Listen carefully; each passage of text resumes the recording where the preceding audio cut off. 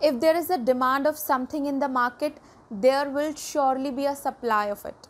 Hello everyone, मेरा नाम उर्वशी त्यागी है और आज हम डिस्कस कर रहे हैं how does this prostitute market operate in India की।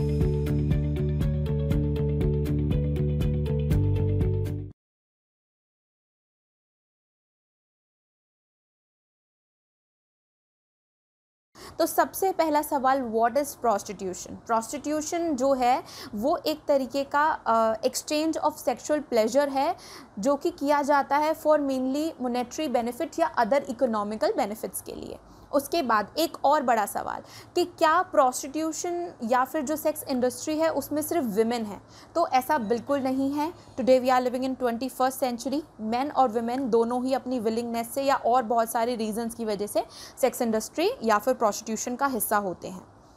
अब एक सबसे बड़ी चीज़ कि ये जो मार्केट है पूरा प्रोस्टिट्यूशन का, ये ऑपरेट कैसे करता है, जिसका एक बहुत ही सरल सा जवाब है कि पूरा जो है चलता है सप्लाई और डिमांड के फैक्टर पर।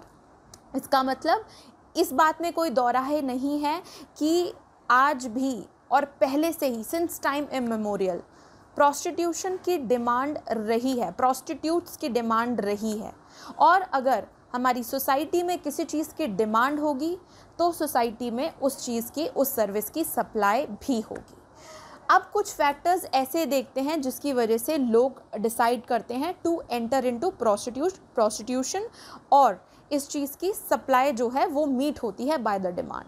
सबसे पहली चीज़ लोगों की विलिंगनेस, यानी कि लोग अब वॉलंटरीली खुद डिसाइड करते हैं, चाहे वो मेन हो, चाहे वो विमेन हो, चाहे वो पीपल हों फ्रॉम LGBTQ कम्युनिटी।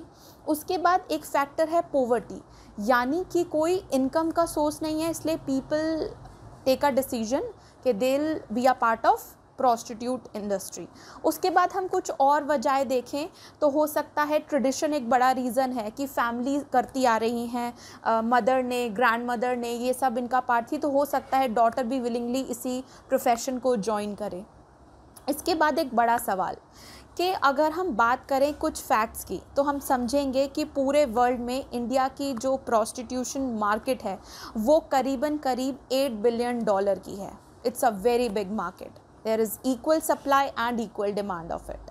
दूसरी सबसे बड़ी चीज़ ये है कि इंडिया में आज के टाइम पे करीब 1,75,000 यानी 1,75,000 ब्रॉथल्स हैं जो चल रहे हैं।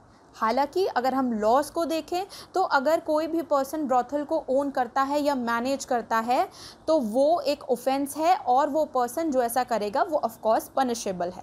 लेकिन इसका मतलब ये नहीं है कि हमारी सोसाइटी, हमारी कंट्री में ब्रॉथल्स नहीं हैं या नहीं चल रहे हैं। ब्रॉथल्स हैं और वर्किंग हैं। उसके बाद एक बड़ी चीज़ ये है कि आज के टाइम पे कम से कम अप्रॉक्स 10 मिलियन सेक्स वर्कर हैं हमारी कंट्री में। हमें नहीं पता कि वो किस कंडीशंस में हैं, किस कंडीशंस में काम कर रहे हैं, क्या विलिंगनेस थी, क्या वो वॉलंटरीली इस इंडस्ट्री में हैं या फिर उनको फोर्स किया गया है। अगर हम बात करें मार्केट की, प्रोस्टिट्यूशन मार्केट की और टाइप्स की, तो पहली चीज़ आती है ब्रॉथल। दूसरी चीज़ आती है जो हम देख सकते हैं स्ट्रीट प्रोस्टिट्यूशन का कॉन्सेप्ट। सबसे ज़्यादा अगर हम स्टेट्स की बात करें तो मुंबई और कलकत्ता में मैक्सिमम स्ट्रीट प्रोस्टिट्यूशन प्रैक्टिस होता है। ब्रॉथल्स भी मैक्सिमम कलकत्ता में ज़्यादा हैं। इसी के साथ एक बड़ा मुद्दा है ट्रैफिकिंग का। ट्रैफिकिंग से जुड़ा हुआ आर्टिकल 23 भी है, पार्ट 3 ऑफ इंडियन कॉन्स्टिट्यूशन में, जो राइट की बात करता है। और प्रोहिबिशन ऑफ ह्यूमन ट्रैफिकिंग को अगर हम देखें तो आर्टिकल 23 के अंदर एक्सप्लिसिटली ह्यूमन ट्रैफिकिंग को जो है प्रोहिबिट किया गया है और किसी भी तरीके के फोर्स लेबर को भी। हालांकि ये हुई फंडामेंटल राइट की बात, लेकिन एक बड़ा इशू ये है कि जितने भी सेक्स वर्कर हैं आज के टाइम पे उनको कितने राइट्स मिल रहे हैं, उनको कितनी प्रोटेक्शन है, वो किन कंडीशंस में रह रहे हैं, इसके लिए गवर्नमेंट क्या कर रही है। सबसे बड़ी चीज़ ये भी है, अगर हम एवरेज लाइफ एक्सपेक्टेंसी देखें तो एवरेज लाइफ एक्सपेक्टेंसी एक प्रोस्टिट्यूट की, एक ऐसे सेक्स वर्कर की जो कि प्रोस्टिट्यूशन इंडस्ट्री का पार्ट है, वो 50 ईयर्स होती है। इसी के साथ साथ हमें ये समझने की ज़रूरत है कि क्योंकि ब्रॉथल्स इलीगल हैं, ह्यूमन ट्रैफिकिंग या फिर kidnapping for the purpose of prostitution या प्रोक्योरमेंट ऑफ माइनर गर्ल या बाइंग या selling of minor girl for prostitution allowed नहीं है, तो इसका मतलब ये नहीं है कि ब्रॉथल्स काम नहीं कर रहे या फिर कॉल गर्ल्स नहीं हैं या फिर किसी भी तरीके की स्ट्रीट प्रोस्टिट्यूशन से रिलेटेड कोई एक्टिविटी प्रैक्टिस नहीं हो रही। हमारी कंट्री में ये एक बड़े स्केल पर हो रहा है, इसकी डिमांड एक बड़े स्केल पर है और इसकी सप्लाई भी एक बड़े स्केल पर है। लोग जो हैं इसमें इंक्लूडेड हैं, किसी स्टेट में कम तो किसी स्टेट में ज़्यादा। और अगर हम ट्रैफिकिंग की बात करें और बाकी कंट्रीज़ की बात करें, अपनी नेबरिंग कंट्रीज़ की बात करें, तो अफ़गानिस्तान और पाकिस्तान से सबसे ज़्यादा फ़ीमेल्स ट्रैफिक करके इंडिया में लाई जाती हैं।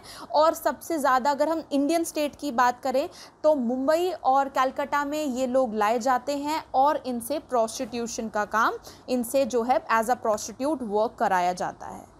हमारी गवर्नमेंट को, हमारे सिटीजन्स को और सबको एक साथ मिलके इसके अगेंस्ट कुछ इंसेंटिव्स लेने की, कुछ स्टेप्स लेने की ज़रूरत है। हर लाइफ इम्पॉर्टेंट है, हर प्रोस्टिट्यूट्स जो है उसके पास अपने खुद के राइट्स हैं, वो मार्जिनलाइज सेक्शन नहीं है। हमें समझने की ज़रूरत है कि हर इंडिविजुअल के पास अधिकार हैं। Every individual must deserve respect. I hope you like this video. Keep watching Law Seekho. Thank you.